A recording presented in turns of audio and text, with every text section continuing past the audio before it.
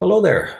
I'm delighted to say that I'm here with my very good friend Cameron John Robbins, the gentleman artist, and we are going to go through a series of Cameron's outstanding portraits of historical figures, modern and historic. And Cameron will talk about the portraits, what inspired them, about the individuals, the portraits themselves, how they came about. I will talk about them from a facial analysis perspective. So without further ado, let me bring up the first image to share.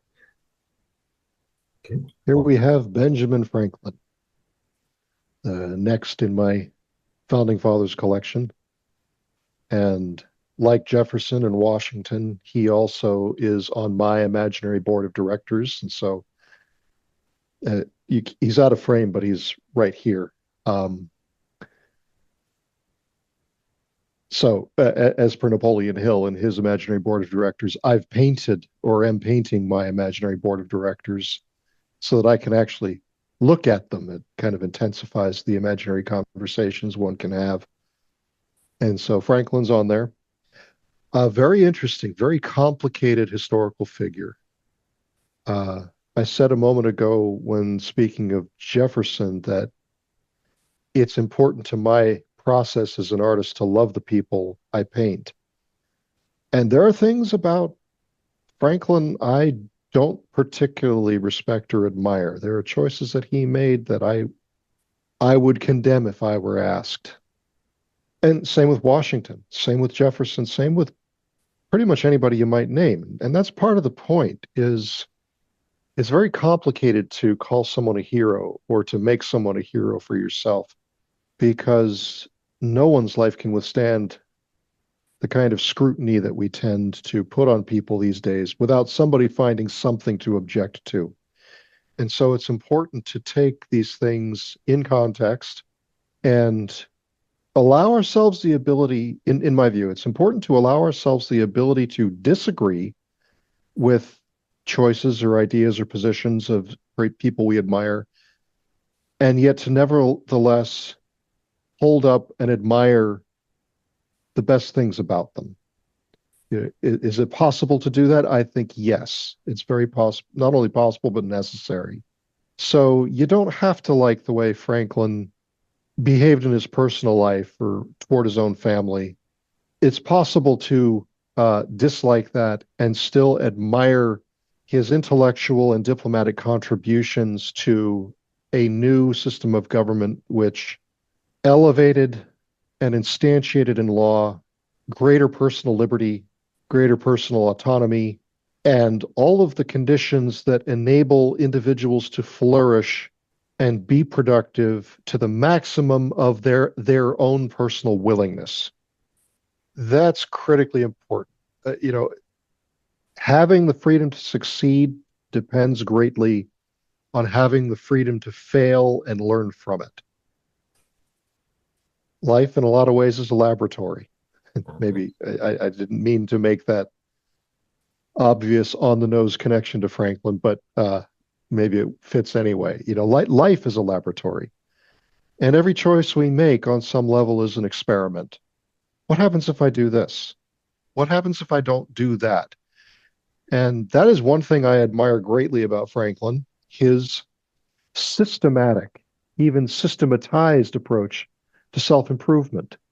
He would figure out one thing at a time that he needed to improve about himself and work on that one thing until he'd master it, and then he'd move on to the next thing. And so just little by little, 1% per day, 1% per year, whatever it was, he made of himself a better and better version of himself, one detail at a time. And that is immensely admirable and worth calling out and worth emulating. Absolutely. Absolutely. I'm just going to refer to two things in your own portrait of Franklin here, Cameron, before I move to another one.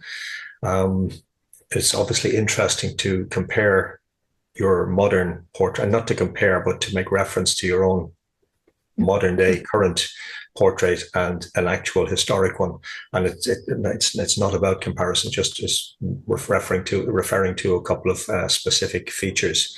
So let me see if I can. Oops, sorry. Let me go. Yeah, I'll use the two of them side by side actually. Okay. Just going to your own portrait here, just this little channel here is known as the philtrum, the one between the base of the nose and the upper lip. And when we see a very clearly defined philtrum like that, it tells us that this is a person who's got strong sexual vitality. And interestingly, Franklin had a reputation for being relatively clean living and abstemious during his early years. Yeah. Apparently, it was when he moved to London that he began to engage in a more, shall we say, a more indulgent lifestyle where women, wine, and cigars and all the other apparently good things of life were concerned. So I'm not sure what age he was in terms of your portrait there, but certainly it would suggest that he was at the, shall we say, the height of his powers. Perhaps. And here we have what presumably is an older version of Franklin and a rather rotund figure. So presumably this is after he had really begun to indulge himself.